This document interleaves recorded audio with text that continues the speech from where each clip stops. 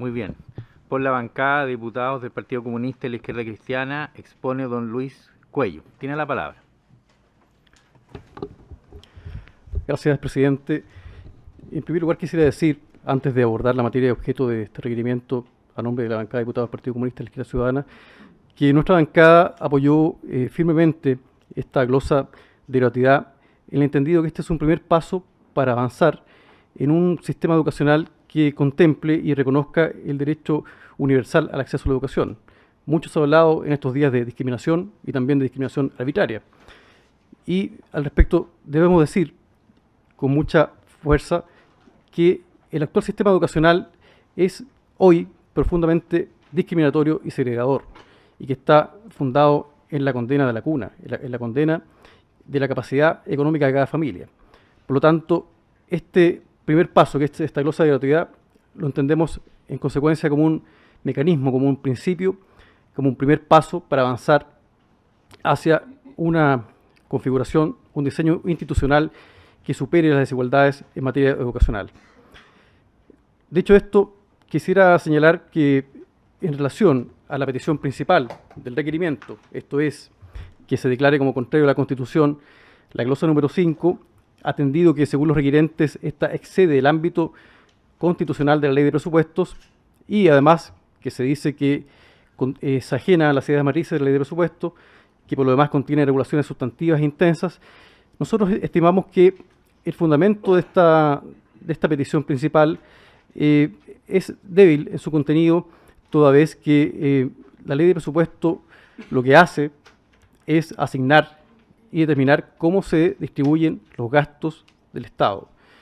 La glosa número 5 precisamente lo que hace es determinar que hay un monto de recursos fiscales, que son algo así como 500.000 millones de pesos, y que estos se deben asignar en base a dos tipos de criterios.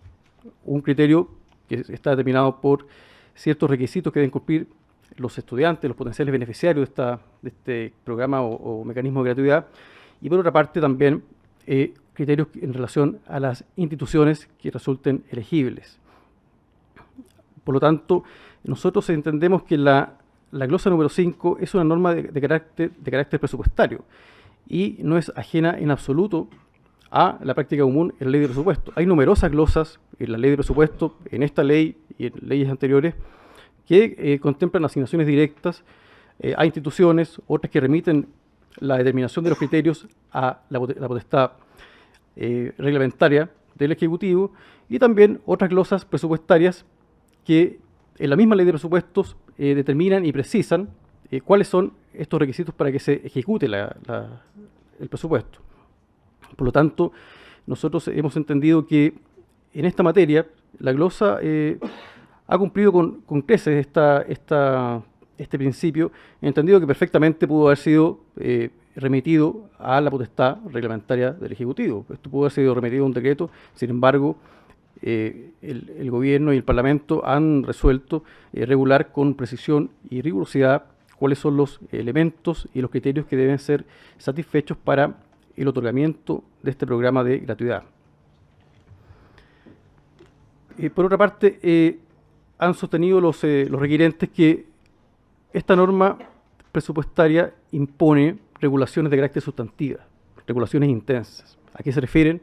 A que hay ciertos requisitos respecto de las instituciones elegibles que dicen relación con el gobierno universitario, con la cantidad de matrícula que puede aumentar y también, digamos, con la relación con ciertas sociedades o personas con fines de lucro. Al respecto, nosotros hemos concluido que no hay tal regulación sustantiva, no hay modificación de leyes permanentes en este sentido, toda vez que los requerentes han olvidado que el acceso al programa de educación gratuita es por completo voluntario. No hay una modificación en consecuencia a los requisitos para constituir una universidad, para constituir un centro de formación técnica, y por lo tanto esa voluntariedad creemos ha sido olvidada ex profeso para sustentar una tesis, una interpretación en extremo restrictiva de la Ley de Presupuestos. Por otra parte, hay que precisar que la ley de presupuestos, por supuesto que desde luego que contiene un conjunto de decisiones políticas. Hay acá una cierta preferencia que se expresa en el envío de la ley y en lo que el Parlamento aprueba, y debe estar orientada por el principio de servicialidad del Estado, por el servicio, por la satisfacción del bien común, de las necesidades materiales de la persona, según la propia Constitución lo establece en su artículo primero, en las bases de la institucionalidad. Y en consecuencia acá hay una decisión política y hay una política pública, y eso no tiene nada de extraño, no tiene nada de negativo. Hay muchas políticas públicas que se determinan a través de la ley de presupuesto, y por lo tanto hay esta interpretación tan restrictiva. Creemos que no ha encontrado tampoco eco en la jurisprudencia del excelentísimo Tribunal Constitucional. De hecho, la jurisprudencia que se acompaña en el requerimiento carece de pertenencia, en tanto no guarda un punto de conexión, no es analogable lo que se expresa ahí con lo que se está regulando hoy día. Así, por ejemplo, se cita una sentencia del Tribunal del año 72 que efectivamente declara inconstitucional una glosa, porque lo que hace es modificar una ley permanente. Y lo que hace esta glosa no es modificar una ley permanente, sino que es establecer un programa bajo determinados criterios. En segundo término, excelentísimo tribunal, el argumento, la petición subsidiaria de los diputados requirientes en cuanto a que la distinción entre instituciones de aquellas universidades que fueron creadas con anterioridad al año 1981, que han sido reconocidas en el decreto con fuerza de ley número 4 del año 80, es discriminatoria en relación a las universidades privadas y CFT que han sido creados con posterioridad a esa fecha. Creemos que hay ciertamente una diferenciación, hay un trato diferenciado, eso es evidente. Sin embargo, debemos recordar que el principio de igualdad no es un principio absoluto, sino que debe ser aplicado respecto de personas o situaciones o sujetos que estén en iguales condiciones. Y aquí no hay iguales condiciones.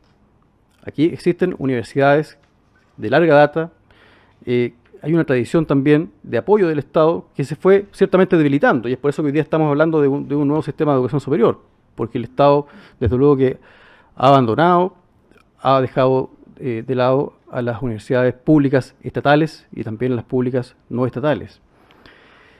Por lo demás, estas universidades que forman parte del Consejo Rector y que coinciden con aquellas reconocidas en el decreto con fuerza de ley número 4, han ejercido incluso potestades públicas. Se creó un sistema de admisión que era controlado y ejecutado por las universidades de consejos rectores. Y en cambio las universidades privadas tienen otro estatuto jurídico.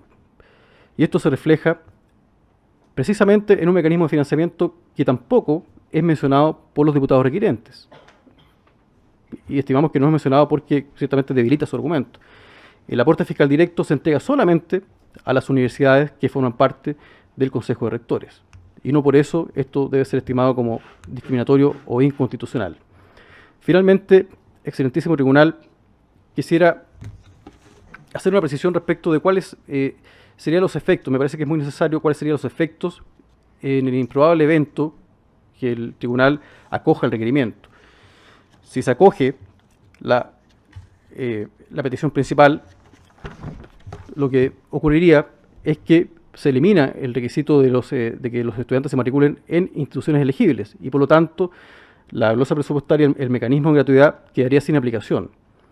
En segundo término, si se acoge la petición subsidiaria, que consiste en estimar como discriminatorio y arbitraria la diferencia entre ciertas instituciones, lo que pasaría no es lo que han señalado algunos requirentes, en el sentido que han difundido por los medios de comunicación, que se aumentaría la base a 500.000 estudiantes de la gratuidad. Eso es imposible, toda vez que la cantidad de recursos que el Estado ha otorgado mediante esta norma presupuestaria no aumenta, y en consecuencia no sería suficiente para cubrir los aranceles de estos 500.000 alumnos que señalan los diputados requirentes, y en consecuencia con eso se acaba la gratuidad. No hay mecanismo de gratuidad. Si los estudiantes tienen que pagar la mitad del arancel o 3/4 del arancel, ya no hay gratuidad.